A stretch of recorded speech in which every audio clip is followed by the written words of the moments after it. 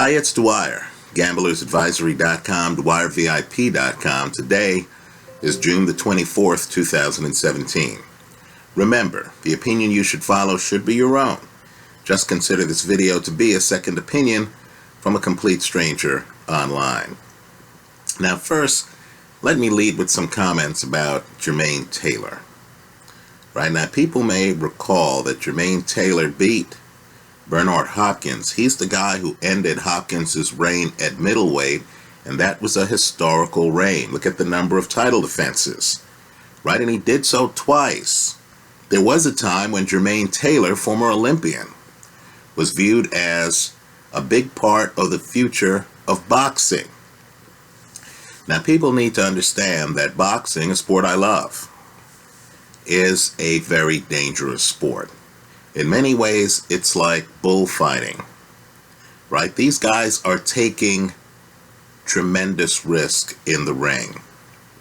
Now, I'm not a medical doctor, but it's clear to me that something happened to Jermain Taylor health-wise. His personality is completely different.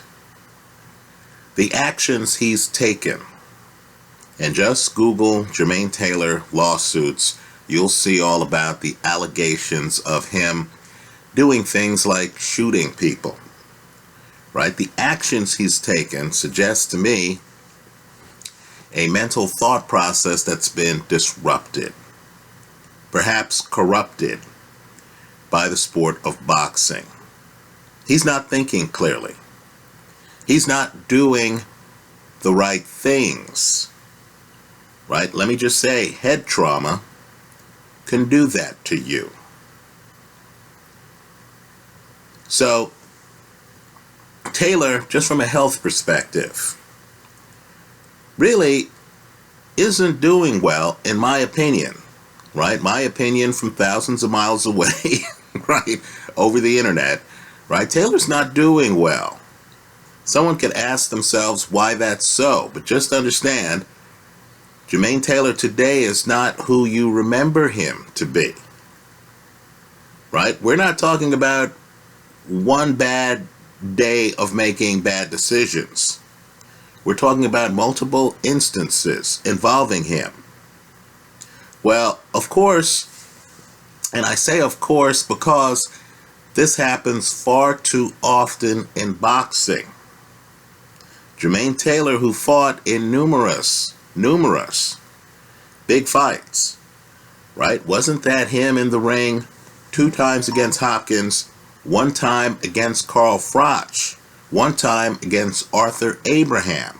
In other words, any of those fights could have put his kids through college if the money was saved. Folks, Jermain Taylor, according to reports today, is broke.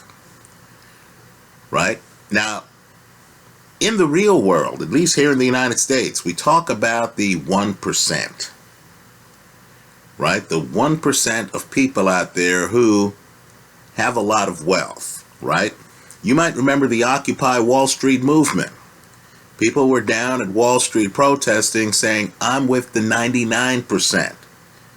Right? That's how unbalanced the wealth distribution is in the real world. Well, boxing's the same way. As I've said in other videos, and I know it shakes some people up, but there's no real money in boxing, no big money for most of the people. Don't get me wrong. The heavyweight champion is always paid, right? You do have some guys in the sport who are cash cows. Canelo, for example. But understand, those guys are few and far between. Even the cash cows, Miguel Cotto, might not generate as much income as you think they do, right? Why else would Miguel Cotto and Rock Nation, his promoter, decide to part ways, right? This is with Cotto openly announcing that he's at the stage of his career where he's only going to have 1 or 2 more fights. You would think a cash cow guy like that would generate huge crowds, people who want to see Cotto one last time. That's not the way the market has turned out, right? We all know about the multi-million dollar fights. We all know about the pay-per-views that exceed $1 million, right? What I want you to do is to revisit the pay-per-view for the last Roy Jones-Bernard Hopkins fight. Both of those guys are future Hall of Famers, folks. I believe that last fight took place in Vegas, a town known for throwing big boxing events. That last fight barely drew flies, right? The referee in the ring must have felt lonely. Hardly anyone turned out. The reality is that most of these pay-per-views generate less than 250,000 pay-per-view buys. So, Jermain Taylor, high-profile fighter, former Olympian, victor over Bernard Hopkins, was beating Carl Froch until the last round. That Jermain Taylor, according to reports, is broke. He's not even showing up in court, folks, to defend himself against lawsuits the way someone with assets would. Right? So don't be fooled. Yes, Manny Pacquiao has a lot of money. Yes, Andre Ward made more than $6 million for his last fight against Kovalev. Right? I want you to contrast that with what Kovalev was guaranteed in the fight. There isn't a lot of money in boxing. You're seeing the tip of the iceberg. There are many fighters out there, many, who, didn't leave the sport with anything substantial. I want you to think about, too, the real world aspects of being a boxer. I can tell you, when I lived in Southern California, you had a champion, and he was a good one, Gerardo Hernandez. Right? He's the guy who Floyd Mayweather beat to get his first title. Well, I'm just telling you that Hernandez was a great fighter. And an article ran in the local newspaper where Hernandez talked about his problem getting a basic home loan. Right? Because you go to the bank wants to see a steady, predictable income stream. Had Hernandez worked for the post office, had he been a mailman, the bank would have looked at him and thought, well, steady stream, some job security, right? Back then we thought it wasn't possible for the U.S. government to go bankrupt, right? And the bank would say, okay, he can pay us back. Hernandez showed up, professional prize fighter, damn good one, right? And the bank looked at him and basically told him, look, your income is too uncertain. Right? Your payday history here. The fights that weren't championship fights on the way up didn't generate a lot of money. As for the bigger money later fights he had in his career, how do we know that gravy train is going to continue? Well, let me say this. Hernandez, in the piece, talked about how he ultimately was able to get a home loan and how he got the house. But understand, Floyd Mayweather stepped in. People need to look behind the scenes. And privately, ultimately paid for Hernandez's funeral because Hernandez, according to reports, died broke. He had some health concerns. How good do you think the health insurance policies are for these fighters? And keep in mind, this is in a profession where the risk to health is great. Hernandez had health problems later in life. Right? He didn't have the kind of pension that a postal worker would have. This was a former champion. This was a guy who fought De La Hoya. This is a guy who fought Mayweather. Right? His family couldn't afford his funeral. Floyd Mayweather quietly stepped in and paid for the funeral. Right? Floyd's, of course, in boxing, part of the 1%. Right? Let's just say there's another 99. Jermain Taylor, former champion, is part of the 99%. right? Let me just point out too, some of the best fighters, and you can just Google this, some of the best fighters ever have had some tax problems, right? We'll give these fighters privacy, but what I want you to do is to Google tax auction boxer. You're going to find some big names have actually had the government auction off some of their belongings, right? You'll even notice too that some huge names, both in the U.S. and overseas, right, were investigated by governments for tax violations and had the defense that they didn't make a lot of money, right? So food for thought. I want you to just keep track of the Jermain Taylor situation. I believe boxing owes him. I believe this guy has been broken mentally. I believe this guy is struggling financially. And understand, the Super 6 was such a short time ago that Andre Ward, who was in the Super 6, is still fighting, right? Just understand how the fortunes have changed. Jermain Taylor, who was on top of the world just a few years ago, is now struggling. And in the sport of boxing, he's not alone among ex-fighters. Now let's shift gears for a moment. Yesterday, on an excellent boxing website, it really should be, for the boxing hardcore, one of their go-to sites.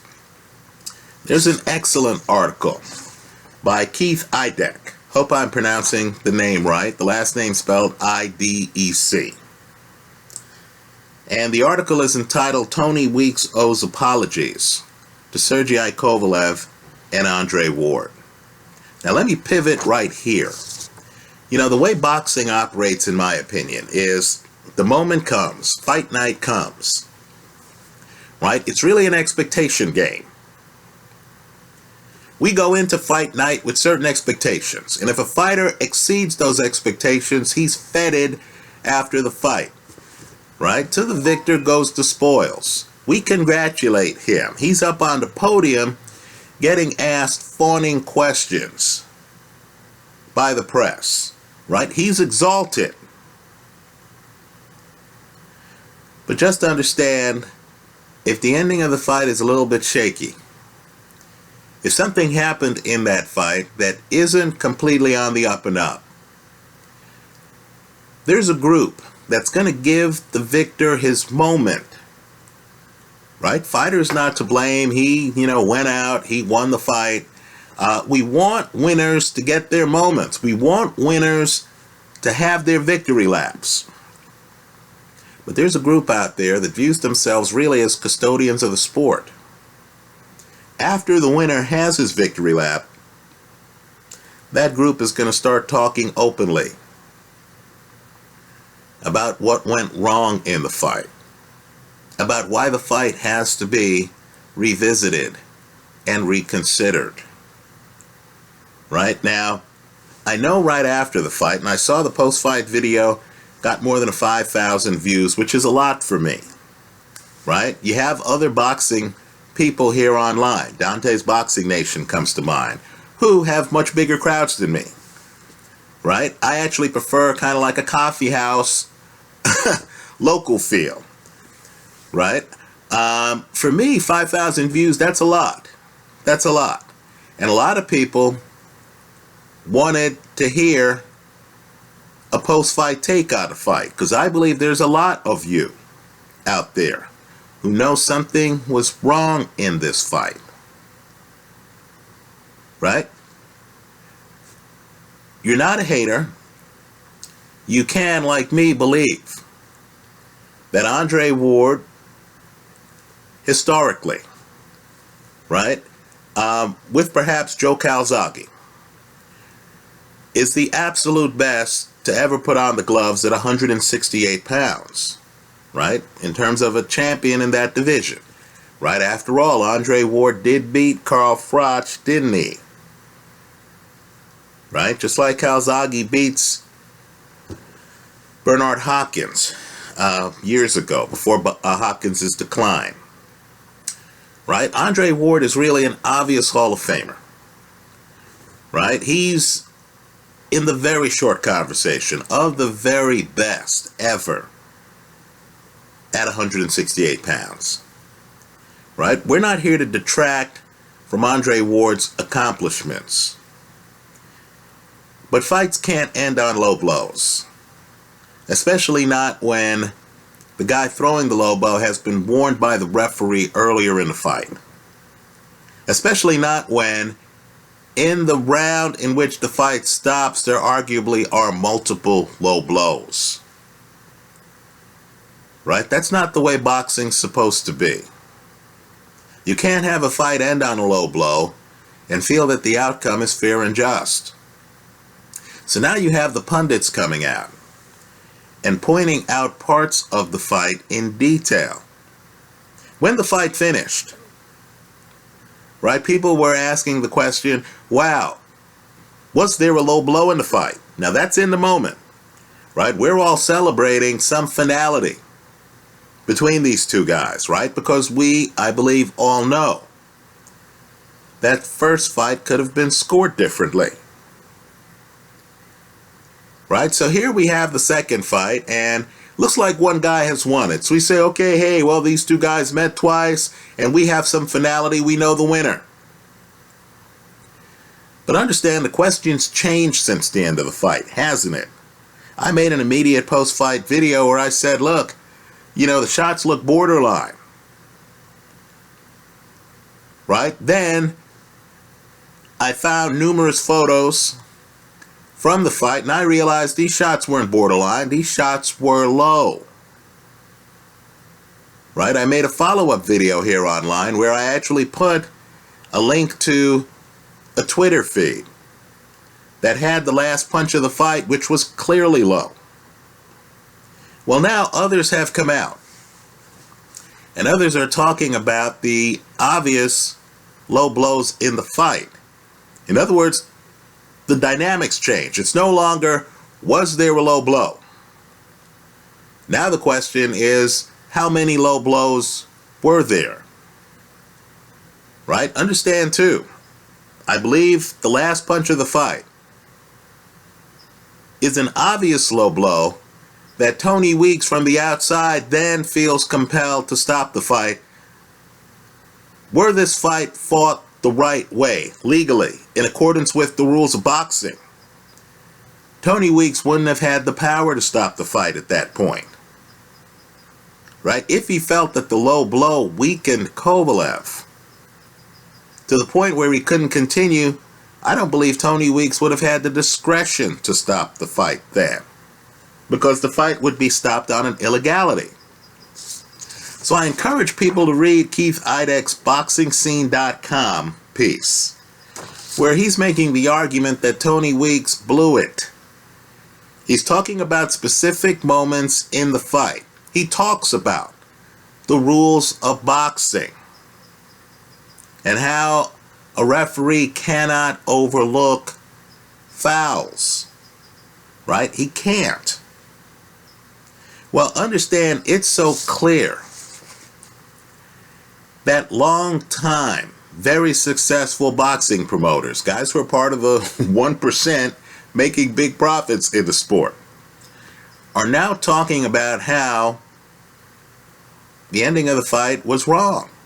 Frank Warren, you know him, one of the elite promoters in the sport. And Warren's a guy who feels that Andre Ward won the first fight. Think about it. Right? He feels a trilogy is needed. Right? And let me just point out the obvious. He wasn't the promoter of this fight. This isn't Frank trying to get an extra payday. He feels a trilogy is needed, because the second fight couldn't end this way. Couldn't end on an obvious foul. Let me just point out that Frank's been in the game a long time. He knows a low blow when he sees one. Understand, the people talking about low blows are not crackpots.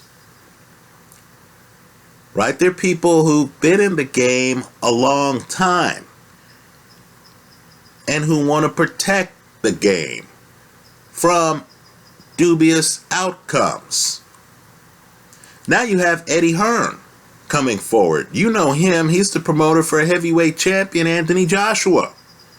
He's also one of the most successful promoters in the sport today. And he's coming out and saying, yes, the fight was stopped too early. Right now, at some point, I believe we're going to reach the conclusion that this outcome has a cloud on it. Let me point out that that cloud gets even cloudier, doesn't it? When you realize that the fight was competitive going into the last round. Right? Andre Ward did not have a 2-round lead on any of the 3 judges' scorecards. One judge has him losing the fight by 3 rounds. Right? Understand, too, an argument can be made, and I believe it's the winning argument, that Kovalev, as bad off as he was, right? And I'll tell you, if you get hit below the belt enough times, you'll be bad off. As bad off as he was, should have received up to 5 minutes. Right? After getting hit with that last low blow, when Tony Weeks jumps in, Tony Weeks should have then given Kovalev 5 minutes. Haven't we all seen fights where a fighter comes back in the fight? If Kovalev makes it out of that round, and keep in mind, the fight stopped without Kovalev ever getting knocked down. Think about it. Right? If Kovalev gets 5 minutes, if Kovalev makes it out of the round with a 10-9 round,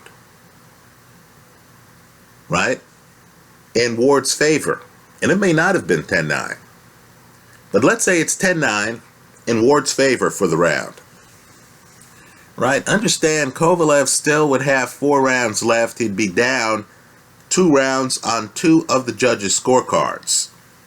He'd be up 2 rounds on the 3rd judge's scorecard. Right? If Tony Weeks jumps in, and if Tony Weeks, and keep in mind, there are folks who believe, let me wave my hand here, that there are multiple low blows in that last round. If Tony Weeks deducts a point from Andre Ward, and if Kovalev doesn't hit the canvas, that's a 9-9 round. Right? We get to the next round, and Andre Ward is up by 1 round on 2 of the 3 judges' scorecards, and down by 3 on the other judge's scorecard. Right? That fight is a competitive fight. Now, I know the people pointing out this reality. Right, folks? The fight was filmed. We have the films. We have the angles. This isn't the Kennedy assassination. We actually have the angles. You can actually see the shots are low. Right? That's what the film shows. Right? Just understand, the people who believe something wasn't right with the outcome, right? They'll always have an argument as long as the films of the fight exist. So, I don't expect there to be a 3rd fight between these 2. I don't.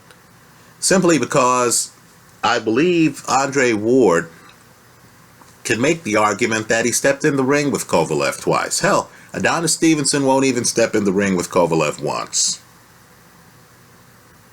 But I think we know that in Andre Ward's entire career, Kovalev is probably the best opponent he's faced. Certainly the opponent who's given him the most trouble. Right? Ward never knocked down Kovalev. Understand, Tony Weeks didn't allow that to happen. If Tony missed that last low blow, right, maybe he was blinking or something, If Tony missed that last low blow, shouldn't he have sat back in a fight with no knockdowns and seen what transpired the next 10 seconds? Right? If Ward had knocked down Kovalev, wouldn't the narrative on Ward be more compelling than him winning a fight where there are no knockdowns after he's been warned of low blows and they're undetected low blows in that last round? So, there are many layers to this fight. Understand the Nevada State Athletic Commission is only one set of eyes looking at the outcome of this. Right? The sanctioning bodies have to figure out if this resolution sits well with them. And quite frankly, it might not. Right? If the sanctioning body believes that Andre Ward is going to leave 175 pounds, right? Maybe it shines a light on the next fight where Kovalev would then fight for a title if they point out that there were irregularities in this fight. Let me point out too, one of the best boxing trilogies in history, Ali Frazier, was marred by bad refereeing in the second fight. We remember the first fight, which was just called the fight, right? Everyone remembers Frazier knocking down Ali, right? Whether you were alive at the time or not, you know the big fights in boxing history. Someone says Ali Frazier, you know about it. You know about Madison Square Garden. You know about Frank Sinatra needing a press pass to get close to the ring and stuff like that. You know about the Thriller in Manila, the third fight. Right? Frazier can't see. Eddie Futch, legendary trainer, right? Calls an end to the fight after the 14th. There's folklore about whether Ali would have come out himself for the 15th round if Frazier doesn't pull the plug. Legendary fight. Right? Legendary fight. On par with any heavyweight title fight in history. But understand, that was the third fight in the trilogy. You had a second fight where Ali beats Frazier, right? It's the first time Ali has beaten Frazier. We don't talk about that second fight because Ali was allowed to hold the back of Frazier's neck throughout the fight. Right? Ali had a hard time with Smoking Joe deep in the pocket. Hard time. In that first fight, the referee allowed Ali to do an illegal move. You cannot put your hand on the back of a guy's head and push it down as a way of clinching the guy. Understand, big part of boxing history. Before the third fight, I believe the referee was Carlos Padilla. Right? Padilla makes the third fight because Padilla says to the fighters, look, I'm not allowing that this fight. That's illegal. So you get a situation where Frazier gets inside and guess what? Ali actually has to fight him. That's why the fight's a thriller. Right? Because Ali had to deal with Frazier inside. So you have the dynamic of Frazier coming inside, Ali hitting him with jabs. Right? Ali would have the advantage. Then Frazier gets inside. And the guys would trade bullets, so to speak. And Frazier would have the upper hand. We don't even remember the second fight. We remember the first and the third fight. Right now, this Ward Kovalev fight. It's interesting. In a way, it has an asterisk, doesn't it? Right now you have people like Frank Warren and Eddie Hearn coming out and saying, look, you know, this fight stopped too early. We need a third fight. Right? Think about it. Right? Don't be a prisoner of the moment. right? Look beyond the moment, right? I congratulate Andre Ward for fighting Kovalev twice. I congratulate Andre Ward for certainly having the superior body attack, for making adjustments. This is why he's a future Hall of Famer, right? For changing up his strategy, coming out with a different strategy than he had for the first fight, right? I applaud him on that. He wasn't dominating the fight. The fight's marred by low blows, right? In addition to fighters having off nights, referees can have an off night. This was not Tony Weeks' best work, right? People know it. People know it. So if there's a third fight, wow, that would be interesting. If there's not a third fight, people are going to look at Kovalev and they're going to ask the question, has he ever lost a fight legitimately? He only has 2 losses. The first fight where, if you believe Ward won, you believe it's by the skin of his teeth. Razor close. As Frank Warren put it, I think he nicked it. Right? When that's the best you can say about the outcome of a fight, let's just say it could have gone either way. Right? That first fight, iffy. Then you get to the second fight. Right? Close fight on the judges' scorecards going into the last round, in which several low blows are thrown. Folks, that's iffy. That's iffy. Right? It'll be interesting to see what happens between these two guys. If Ward can no longer make 175, maybe these two guys will end up fighting again somewhere in the 180s or 190s. Right? It'll be interesting to see where Kovalev goes from here. Let's say Kovalev fights Stevenson. Let's say Kovalev beats Stevenson. If Kovalev beats Stevenson, will you, the public, demand a third fight between Kovalev and Andre Ward? Right? Just understand, boxing takes strange turns. Right? Today, Andre Ward is king. Just know there's some sitting in the crowd who are thinking to themselves, gee, was that last fight properly refereed? Right? There are those who wonder if Ward could beat Kovalev in a properly refereed fight. Right? At a neutral site. Anyway, let me hear from you. I hope you leave your comments in the comment section to this video. Thanks for stopping by.